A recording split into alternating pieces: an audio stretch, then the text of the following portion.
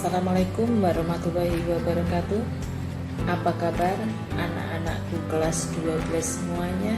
Salam sehat dan tetap semangat untuk kalian semua. Sebentar lagi kalian akan segera lulus. Bagaimana? Sudah ada gambaran untuk kedepannya belum? Paling tidak kalian harus mulai merencanakan dari sekarang. Berikut akan saya sampaikan materi tentang bimbingan konseling kelas 12. Silahkan disimak baik-baik ya. Oke, tema kali ini adalah kiat sukses memasuki dunia kerja. Ada beberapa topik pembahasan. Yang pertama yaitu persiapan sebelum memasuki dunia kerja. Yang kedua yaitu bagaimana tips membuat surat lamaran kerja dan kurikulum vitae. Yang ketiga yaitu kiat-kiat psikotes dan wawancara. Panduan memasuki dunia kerja. Proses menuju dunia kerja saat ini memanglah tidak mudah. Banyak pesaing dan persyaratan yang diminta oleh perusahaan terhadap calon tenaga kerja. Ada beberapa faktor penyebab mengapa sulitnya mendapatkan sebuah pekerjaan. Yang pertama yaitu faktor internal. Faktor internal ini faktor yang berasal dari dalam diri individu. 1. Sikap dan mental atau attitude. Menghadapi kesulitan dalam mencari pekerjaan menyebabkan timbulnya sikap dan mental keluh kesah.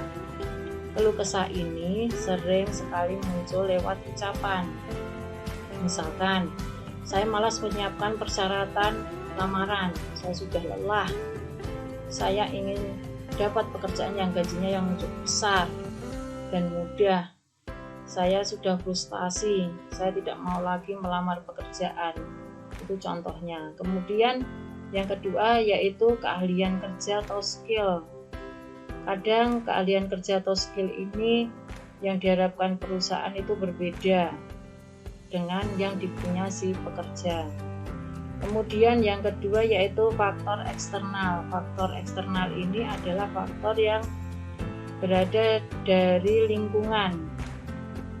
Misalkan kondisi ekonomi global maupun kondisi ekonomi diri sendiri. Kemudian yang kedua yaitu kesenjangan antara ketersediaan lapangan kerja dengan jumlah tenaga kerja, terlalu besar jumlah tenaga kerjanya. Kemudian yang ketiga yaitu terkadang perusahaan itu menetapkan persyaratan pekerjaan itu relatif tinggi. Kemudian yang selanjutnya yaitu ketidakcocokan antara spesifikasi keahlian yang dimiliki oleh si tenaga kerja. Yang selanjutnya adalah adanya budaya korupsi, kolusi, kemudian nepotisme yang belum sepenuhnya bersih dalam birokrasi swasta maupun pemerintah dalam hal perekrutan tenaga kerja baru. Persiapan sebelum masuk dunia kerja. Kita harus mencari sumber informasi lowongan pekerjaan. Apa sih lowongan pekerjaan itu?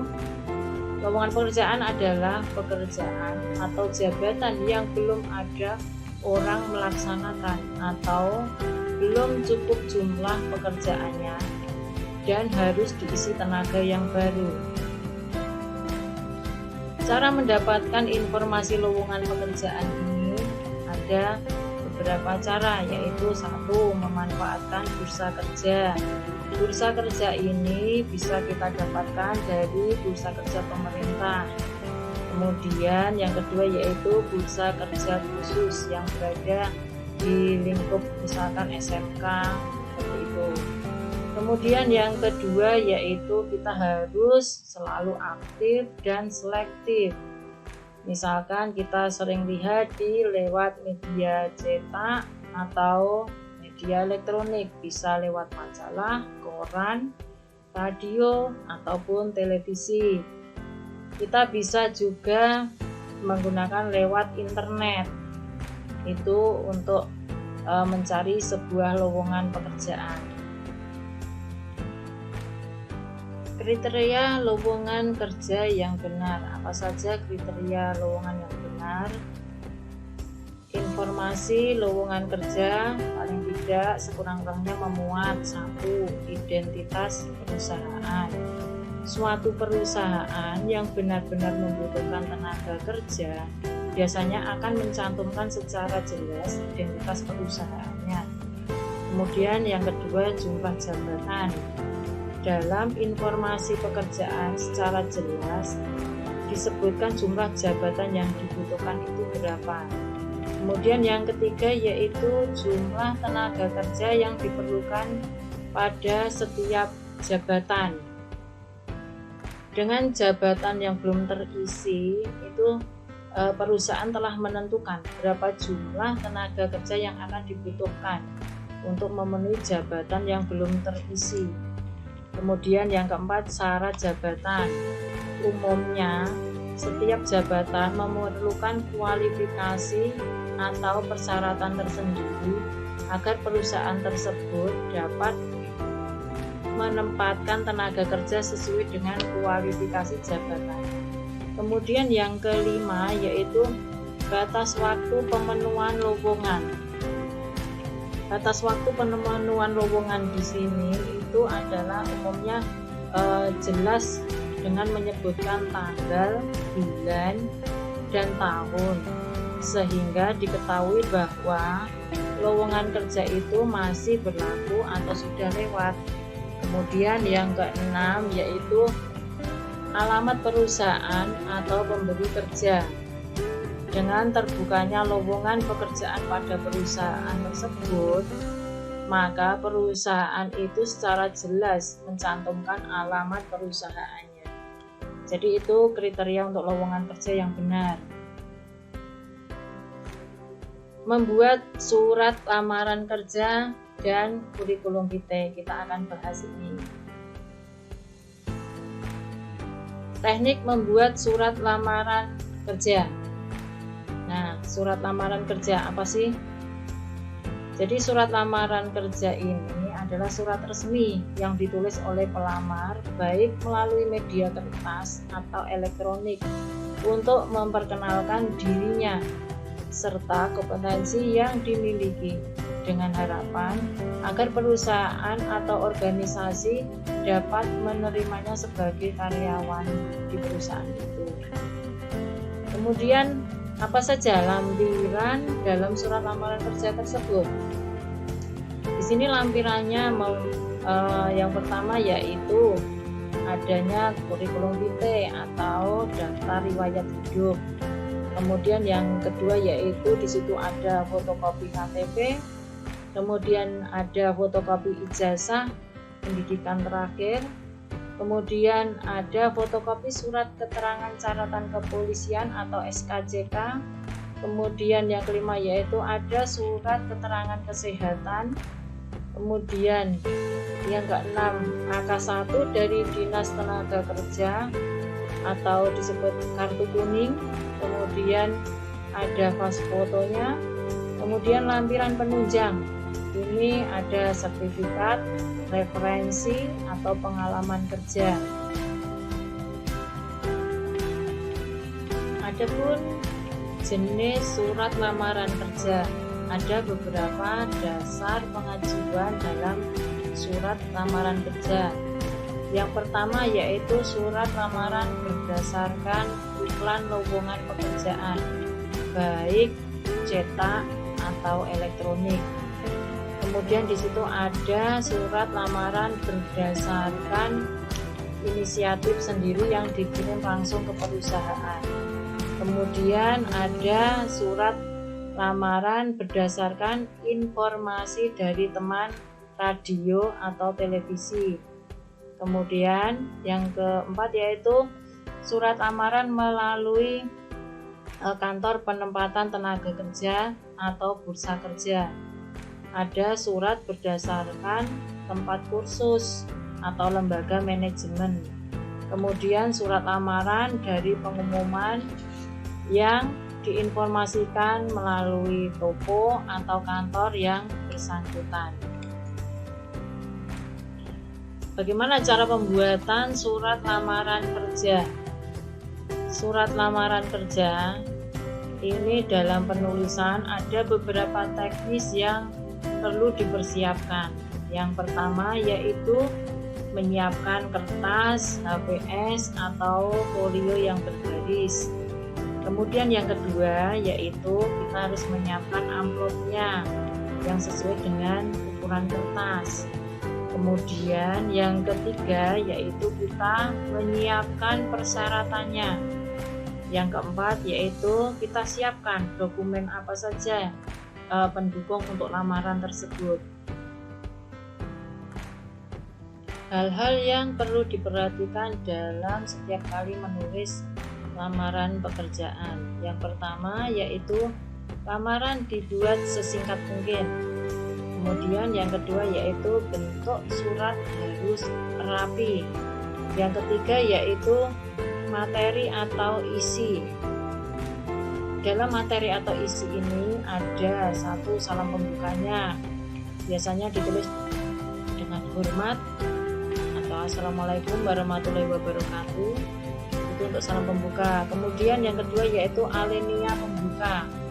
Alinea pembuka di sini bisa pada paragraf pembuka perlu dicantumkan salah satu dari beberapa hal berikut, misalkan rangkuman, nama pemberi informasi, sumber publikasi, misalkan berdasarkan iklan Bapak pada harian, misalkan Solo Pos misalkan, nah itu dan selanjutnya. Kemudian ada alinea pertengahan. Dalam alinea pertengahan ini, pelamar perlu menjelaskan hal-hal berikut: pendidikan, pengalaman kerja, sikap, minat, aktivitas, dan kualitas. Kemudian untuk yang keempat yaitu alinea penutup. Untuk alinea penutup ini umumnya berisi suatu harapan akan tindakan. Misalkan, atas perhatian Bapak pada surat lamaran ini saya ucapkan nah seperti itu. Kemudian yang kelima yaitu ada salam penutup.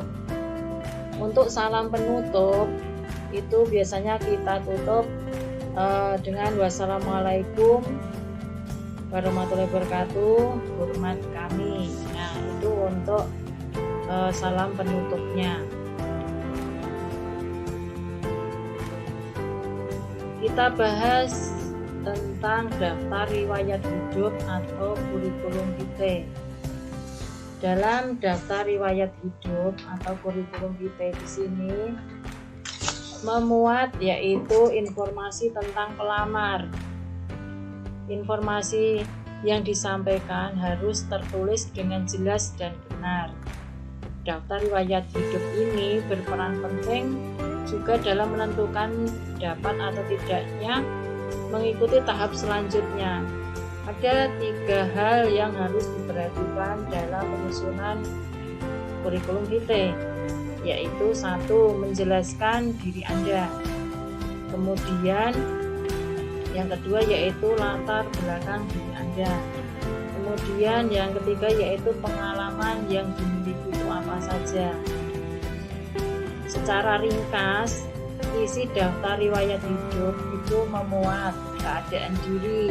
Yang pertama yaitu di situ ada nama lengkapnya, kemudian umur dan tempat tanggal lahir, kemudian domisili atau tempat tinggal, nomor teleponnya juga dicantumkan, kemudian pengalaman kerja yang sudah didapat selama ini juga kita tulis. Yang kedua yaitu pendidikan. Pendidikan ini pendidikan dasar hingga pendidikan terakhir, dari SD sampai pendidikan terakhirnya apa kita tulis. Kemudian keterampilan atau pendidikan kejuruan. Biasanya pendidikan keterampilan atau kejuruan ini misalkan menguasai misalkan komputer, berpengalaman dalam bidang tertentu. Nah, kemudian mengikuti pelatihan yang berhubungan dengan posisi yang dicari. Mungkin selama ini sudah mengikuti pelatihan apa. Nah, itu kita tuliskan. Kiat sukses psikotes. Jadi apa psikotes itu? Yaitu psikotes adalah jenis tes yang dilakukan untuk mengukur berbagai faktor psikologi, misalkan kecerdasan atau inteligensi, tes kepribadian, tes bakat, tes minat, dan tes prestasi. Tujuan dari psikotes ini bagi perusahaan adalah memperkirakan apa saja yang dilakukan oleh seseorang di masa yang akan datang dan untuk mengetahui perbedaan di antara setiap kepribadian. Bagi Anda yang dipanggil untuk menjalani psikotes, sebaiknya Anda memperhatikan beberapa hal berikut ini, yaitu yang pertama, sebelum tes, Anda harus yakin terlebih dahulu. Jadi posisi pekerjaan yang kalian lamar itu apa? Kemudian yang kedua, persiapkan diri dengan istirahat yang cukup. Paling tidak di malam harinya kita istirahatnya sudah cukup, biar keesokan harinya saat kita melakukan psikotes bisa maksimal hasilnya. Kemudian yang ketiga yaitu pastikan Anda sudah tahu tempat tesnya. Jadi sebelum kita tes itu kita sudah tahu di mana tempatnya, jadi biar tidak terlambat. Kemudian yang keempat yaitu baca kembali surat lamaran dan CV Anda. Kemudian yang kelima, sebaiknya Anda berlatih berbagai soal psikotes. Ada berbagai macam jenis soal psikotes, kita bisa berlatihnya dulu, bisa dari lewat internet ataupun buku-buku soal psikotes biar kita sudah terbiasa.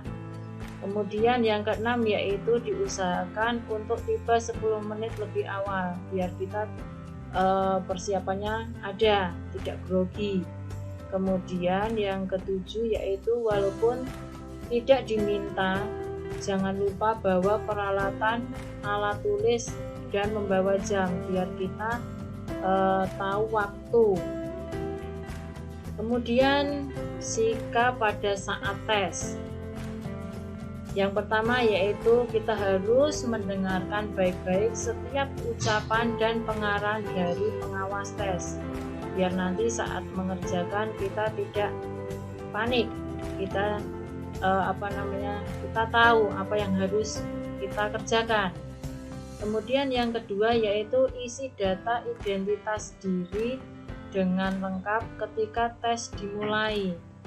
Kemudian yang ketiga yaitu jangan enggan untuk bertanya ke pengawas tes. Yang keempat yaitu jangan melihat jawaban orang lain karena akan membuat hasil Anda bertentangan dengan kondisi pribadi yang sesungguhnya. Ada beberapa metode dalam psikotes. Yang pertama yaitu wawancara dan observasi. Wawancara dan observasi ini adalah merupakan metode dasar dan utama. Wawancara biasanya ditujukan untuk melihat dan mengetahui tentang ide-ide, wawasan, pengalaman, sikap, dan minat si pelamar. Kemudian yang kedua yaitu daftar riwayat hidup atau kurikulum vitae. Digunakan untuk melihat bagaimana gambaran seseorang tentang pengalaman hidupnya. Kemudian yang ketiga yaitu tes psikologi. Nah, tes psikologi ini adalah serangkaian tes atau baterai tes untuk counter check, yaitu memeriksa kecocokan antara mungkin kepribadian, inteligensi, nah seperti itu yang dimiliki oleh si pelamar. Dalam menghadapi psikotes ada beberapa jenis yang akan kita hadapi, yaitu yang pertama yaitu tes prestatif, populer disebut dengan tes inteligensi.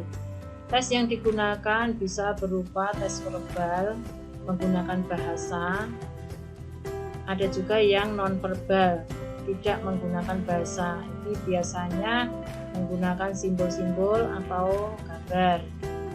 Yang kedua yaitu tes proyektif, dapat berupa tes gambar, misalkan tes gambar pohon, tes gambar orang, atau melengkapi gambar 8 kotak, tes cerita, dan lain-lain. Tes inventory atau daftar pertanyaan, dasarnya adalah anggapan bahwa yang paling tahu tentang kepribadian seseorang adalah orang itu sendiri. Lihat sukses dalam wawancara kerja atau job interview. Langkah yang harus dipersiapkan dalam menghadapi wawancara. Apa saja langkah-langkahnya? Yaitu yang pertama adalah kita harus mempersiapkan diri dahulu. Menyiapkan segala sesuatu yang diperlukan pada waktu wawancara sangatlah berpengaruh pada pelaksanaan wawancara. Kemudian yang kedua yaitu saat pelaksanaan. Ada beberapa hal yang harus diperhatikan, diantaranya 1. Datang tepat waktu. Kemudian yang kedua yaitu bersikap sopan saat memasuki ruang wawancara. Kemudian yang ketiga yaitu jangan duduk sebelum dipersilahkan. Kemudian yang keempat yaitu jangan memberikan referensi negatif mengenai pimpinan. Yang kelima yaitu jangan memperlihatkan sikap Anda yang belum yakin. Maksudnya yang belum yakin di sini memperlihatkan sikap belum yakin terhadap jawaban apa yang akan disampaikan. Kemudian yang selanjutnya yaitu dengar dan jawab pertanyaan secara langsung. Kita harus mendengarkan dulu, tidak boleh menyela, disela si pewawancara ini ngomong, tidak boleh disela. Kemudian yang selanjutnya yaitu jelaskan prestasi yang pernah didapat, apa saja. Selanjutnya apabila bertanya, ajukan pertanyaan yang positif dan kritis. Kemudian yang terakhir yaitu kirim ucapan terima kasih. Itu untuk sukses dalam wawancara kerja. Nah, demikian tadi kiat sukses menghadapi dunia kerja. Nah, bagaimana materi kali ini? Cukup menarik bukan? Semoga bermanfaat untuk kalian semuanya. Saya akhiri, jaga kesehatan selalu untuk kalian, patuhi protokol kesehatan. Sekian, wassalamualaikum warahmatullahi wabarakatuh.